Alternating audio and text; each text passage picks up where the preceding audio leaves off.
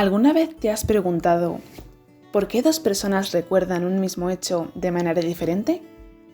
¿O por qué estamos seguros de algunas cosas que luego resultan no ser ciertas? ¿Sois de los que creéis que el señor del Monopoly de verdad llevaba un monóculo? ¿Spoiler? No lo llevaba. Es sorprendente que poco sabemos de algo tan importante como la memoria. Recordamos cosas constantemente sin entender cómo funciona todo este proceso, ni por qué nos ocurren todo este tipo de cosas. Solo hay una cosa clara: nuestra memoria no es perfecta. Para poder entender toda esta información, debemos entender ciertas cuestiones, como qué es el falso recuerdo. Pero antes de esto, deberíamos conocer cómo funciona la memoria de manera general. La memoria es un proceso en el que se proponen 3 frases a nivel general y de una manera sencilla. La primera, adquisición, es el momento de creación de recuerdos. Comprende las nuevas conexiones neuronales que éste forman. La segunda, la consolidación, se trata de la fuerza que adquieren las nuevas conexiones y la estabilidad que éstas poseen. Esta puede aumentar con la repetición o durante el repaso. Y por último, la evocación, que se trata del momento de recuperación de los recuerdos. El falso recuerdo, como hablábamos antes, fue descubierto y ampliamente investigado por Elizabeth Rothfuss, una psicóloga y matemática estadounidense que trabajaba en el ámbito de la memoria humana. Ella es profesora en la Universidad de California y ha publicado más de 20 libros y 500 artículos sobre el fenómeno de la falsa memoria, afirmando en todo momento su frase: "Tus recuerdos son como Wikipedia, se pueden modificar".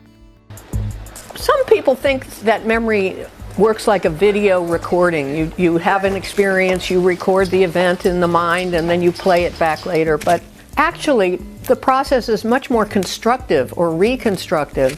And so I like to think of memory as being more like a Wikipedia page where you can go in there and change it, and so can other people. Los recuerdos son deformados constantemente, como ya hemos mencionado. Estos se codifican en nuestro cerebro en un momento, con unas sensaciones, unas emociones, un estado cognitivo, unas experiencias previas y un contexto concretos. Y en el momento de la recuperación, al rememorarlo no es el mismo. Esto nos lleva a ver una imagen del pasado desde el presente, y gracias a ello podemos evocar cosas que no estaban presentes en el momento de codificación durante la recuperación. Y aún más, si estas cosas tienen sentido o encajan con los hechos ocurridos anteriormente. Esto también explica algunos efectos muy conocidos, como por ejemplo el efecto Mandela, el cual se trata de un fenómeno por el cual un conjunto de personas comparte un recuerdo de un hecho que no es real o que nunca ocurrió. ¿Puedes decirme si Pikachu tiene la punta de su cola negra? Es muy seguro que lo pensaste y dijiste que sí. Sin embargo, mejor mira 2 veces antes de volverlo a comentar, pues nunca ha tenido la punta de la cola negra. Otros efectos en los que nos merece la pena indagar son los de primacía y recencia. ¿Alguna vez te ha pasado que, al decirte un número, te acuerdas únicamente de las primeras cifras? ¿O de las últimas? ¿O quizá que te quedas solo con el final de una película?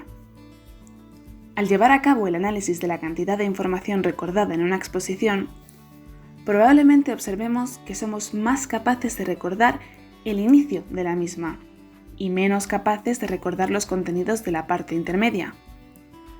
Así, volvemos a tener una capacidad alta de recuerdo al final de la exposición. Este fenómeno que acabamos de mencionar es explicado por los denominados efectos de primacía y recencia. El efecto de primacía es el que nos indica que hay más posibilidades de recordar la información que se nos presenta al principio. Esto se puede deber a la tendencia que tenemos de repetir introspectivamente lo que escuchamos con el fin de memorizarlo, aunque progresivamente nuestra capacidad para prestar atención va disminuyendo. En segundo lugar, tenemos el efecto de recencia, el cual nos indica que la información que nos brinda al final es la que mejor se recuerda. Esto se cree que se relaciona directamente con el almacenamiento de la memoria a corto plazo.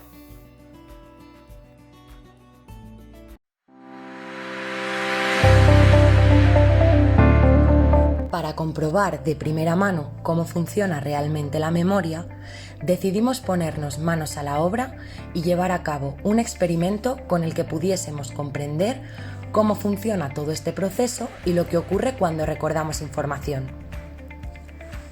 En primer lugar, realizamos una lista de 15 palabras, cada una de ellas asociadas a la palabra agua, pero sin que ésta apareciese en la lista.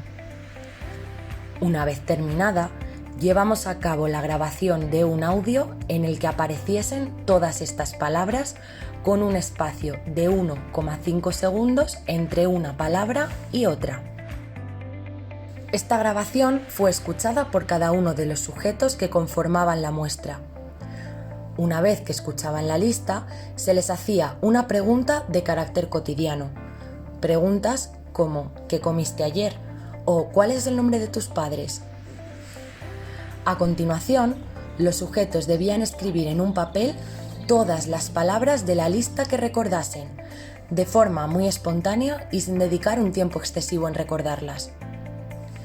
Finalmente, un total de 51 sujetos de edades comprendidas entre 18 y 65 años conformaron la muestra de nuestro experimento. El objetivo que perseguimos con la realización de este experimento fue comprobar la hipótesis de que los sujetos, al escuchar tantas palabras relacionadas con la palabra agua, acabarían recordando que ésta aparecía en la lista, aunque realmente no fuese así. Es decir, las personas experimentarían lo que se conoce como el fenómeno del falso recuerdo. Además, al comenzar el experimento, observamos que muchos sujetos recordaban tanto la primera como la última palabra de la lista, algo que no pasaba con las palabras restantes, pues solo algunos las recordaban y otros no. De esta forma, comenzamos a informarnos sobre el efecto de primacía y recencia y decidimos añadir a nuestra investigación la comprobación de ambos efectos, hipotetizando que existía una probabilidad muy alta de que se cumpliese al menos uno de ellos.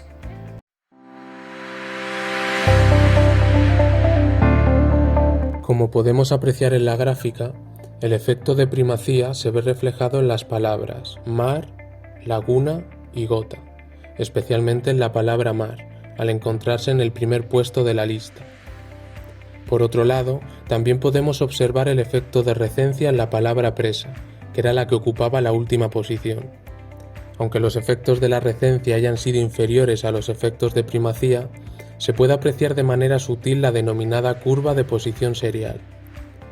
Este fenómeno hace referencia a la curva que genera la estrategia de memorizar las primeras palabras de la lista y las últimas mejor que las intermedias. Además de estos resultados que confirman la hipótesis de ambos efectos, pudimos observar cómo el falso recuerdo de palabras del mismo campo semántico que las de la lista estaba presente en algunos de los participantes. Se pudieron observar falsos recuerdos como por ejemplo lago, océano y agua. En el caso de la palabra agua, esta fue repetida en el 41% de los casos, lo que nos permite afirmar que, como habíamos supuesto, una parte significativa de la muestra ha sufrido un falso recuerdo con respecto a esta palabra.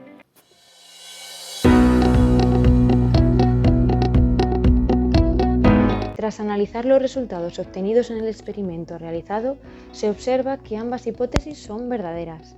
La primera de ellas evocaba al falso recuerdo, el cual hemos inducido gracias al listado de palabras relacionadas entre sí por un elemento común, siendo este el agua.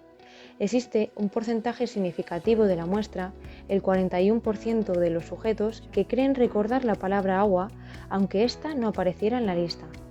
Por otro lado, gran parte de la muestra recuerda la primera y la última palabra de la lista de palabras propuesta, siendo mar la primera y presa la última palabra. quedando reflejado así el efecto de primacía y recencia. En cuanto a las implicaciones de nuestro trabajo, podemos observar que es de gran importancia detectar qué cantidad de información se recuerda del total de una exposición o un evento.